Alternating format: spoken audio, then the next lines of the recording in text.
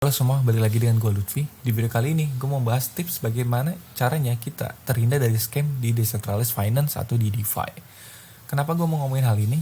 Karena dulu, waktu tahun 2017 sampai 2018, ketika kita masuk pasar kripto, kita cuma bisa ngelakuin 3 hal cuy.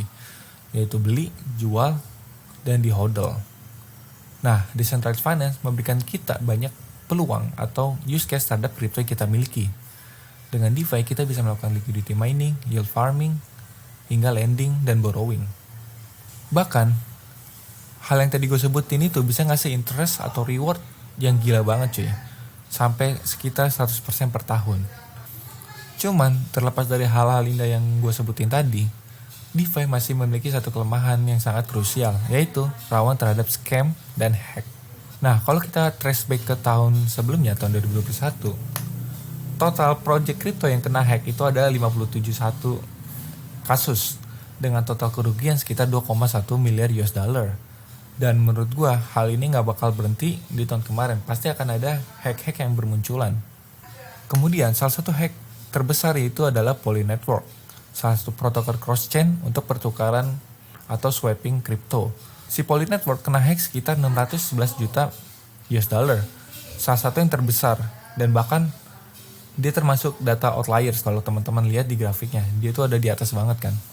Terus kalau kita pecah 57 kasus tadi bisa kita ubah sebagai berikut. 47 kasus itu terkait dengan smart contract, 8 kasus terkait dengan compromise key atau private key yang kena leak atau tersebar, dan 2 dari 57 kasus itu menargetkan front end protokol atau tampilan UI-nya. Nah, kalau kita lihat leaderboardnya ini selama tahun 2021, mostly protokol atau project crypto yang kena hack itu bersektornya ada di DeFi. Kalau teman-teman lihat di sini ada Poly Network, ada Compound, ada Cream Finance, Badger, Uranium Finance, dan lain-lain. Makanya, menurut gue ini sangat penting untuk kita sebagai user supaya terhindar dari hack ketika menggunakan DeFi protokol. Terus, bagaimana sih cara kita memitigasi resiko menggunakan DeFi protokol yang rawan hack, atau bagaimana cara kita menghindarinya? Bagi gue sendiri, gue ada 3 cara untuk memitigasi resiko atau terhindar dari resiko menggunakan DeFi yang rawan hack. Yang pertama adalah getting know the team, yang kedua smart contract audit status, dan yang ketiga adalah bug bounty information. Mari kita bedah satu persatu. Yang pertama, getting know the team. Teman-teman harus menjawab 2 pertanyaan. Siapa sih founder atau tim di balik sebuah project? Yang kedua adalah, apakah timnya di docs atau misalnya dia kayak ngasih tahu identitas aslinya atau anonimus. Untuk menjawab pertanyaan ini, teman-teman bisa cek profil founder atau timnya di sosial media. Biasanya gue ngeceknya itu ada di Twitter atau LinkedIn.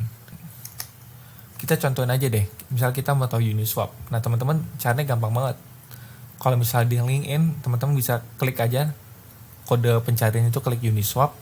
Dan kalau misalnya di Twitter juga sama. Nanti ketemu deh siapa sih orang yang dibalik project Uniswap. Nah contohnya gue di sini ketemu ada yang namanya Hayden Adams, dia CEO dan inventor atau penemu dari Uniswap.labs, yaitu perusahaan yang dibalik Uniswap. Kunci di cara pertama adalah dari project dengan tim dan founder yang anonimus, karena dikit banget project yang sukses dengan founder atau tim yang anonimus. Yang kedua, smart contract audit status. Maksudnya apa? Maksudnya gini, apakah smart contract-nya telah diaudit atau belum? Yang kedua adalah siapa auditornya. Untuk mengetahui smart contract mereka telah diaudit atau belum, teman-teman bisa lihat di docs-nya secara langsung atau tanya ke timnya. Setelah teman-teman tahu nih ternyata project-nya telah diaudit, teman-teman lihat skor dari auditnya. Terus, teman-teman baca di bagian finding dari si auditor. Maksudnya apa di bagian finding? Kita ke slide selanjutnya. Nah, di sini gue ada study case dari Terra, dan kalau teman-teman lihat di sini ada bagian vulnerability summary. Ini yang gue maksud dari finding dari auditor. Nah, kalau teman-teman lihat project Terra itu tidak ada bug yang critical, major, dan medium, dan discussion. Si Terra cuma punya 9 bug yang 2-nya itu minor dan 7-nya informasional. Sehingga karena tidak adanya critical dan major issue, security score dari Terra itu sangat tinggi, sekitar 95. Dan biasanya project yang memiliki keamanan yang bagus itu skornya di atas 85. Tapi masalahnya, Ada banyak auditor project crypto di luar sana. Mungkin ada ratusan atau puluhan kali ya. Nah, terus siapa sih yang harus kita percaya? Apakah ada auditor yang bagus? Di sini gue udah ngelis beberapa nama yang gue percayai sebagai auditor. Ada Consensus Diligence, ada Hacken, ada Trail of Bits, ada Certic, dan ada Halborn.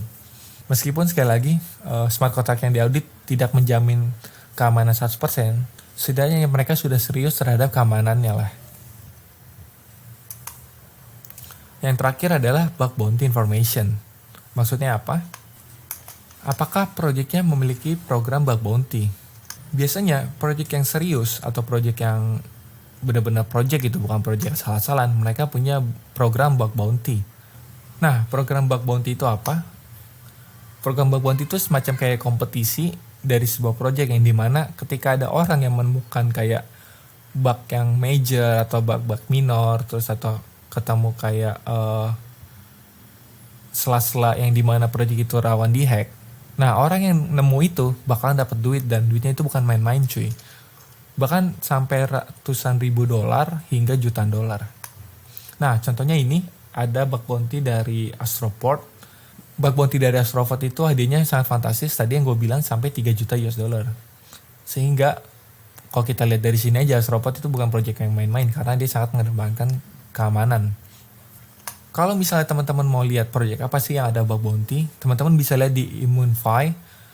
Nah, di samping kanan ada contoh-contohnya nih, ada Olympus, ada Astroport, ada The Graph dengan 2.500.000 dolar, Olympus dengan 3,33 juta dolar, ada Optimism dengan 2 juta dolar, dan Seller dengan 2 juta dolar.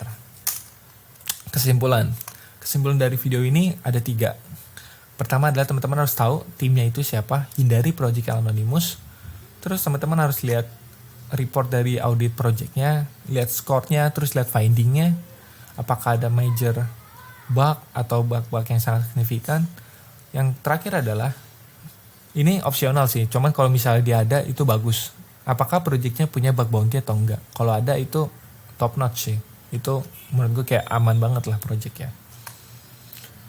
Nah, kalau teman-teman mau belajar lebih lanjut nih, gimana sih cara menghindari scam atau project DeFi yang rawan dihack, ini ada artikel yang bagus nih dari Binance Academy.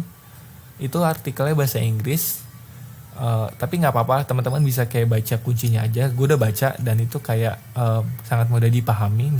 Dan linknya akan gue taruh di deskripsi box di bawah.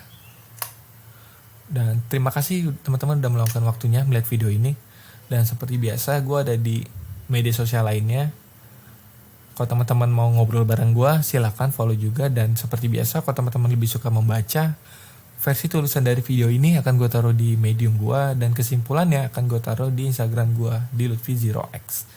Jadi jangan lupa di follow juga ya. Oke guys, kalau kalian suka dengan video ini, klik like dan komen dong pendapat kalian. Apakah teman-teman ada cara lain atau teman-teman ada cara yang lebih baik. Dan seperti biasa, sampai jumpa di video selanjutnya. GN guys.